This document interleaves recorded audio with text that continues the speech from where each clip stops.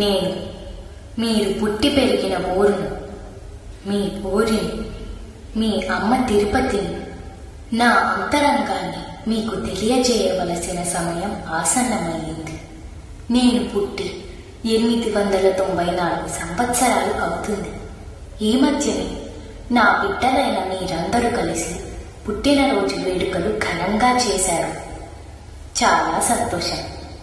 నా ఈ చరిత్రలో గత 4 సంవత్సరాలు ప్రత్యేకం.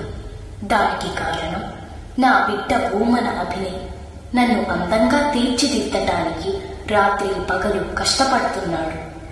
ఎక్కడైనా తల్లి తన బిడ్డను అందంగా తీర్చి మురిసిపోతుంది. కానీ ఇక్కడ నా బిడ్డను అందంగా తీర్చిదిద్దటమే ఆశయంగా పెట్టుకొని అహోరాత్రులు కష్టపడుతున్నాడు.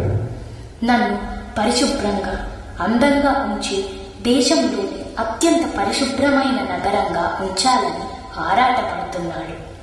అది నా ఆశ కూడా. నా ఆశే తను ఆశయంగా పెట్టుకున్నాడు. నా 800 సంవత్సరాల చరిత్రలో అభినయ్ నాకు ఆశాదీపంలా కనిపిస్తున్నాడు. నా అభివృద్ధి మీద నాకు నమ్మకం కలిగింది. మీరు కూడా నా బిడ్డలే కనుక అమ్మ కోసం అభినయ్కి ఒక్క అవకాశం ఇచ్చి అతన్ని గెలిపించి అమ్మ ఆశను, అతని ఆశయాన్ని గెలిపించండి.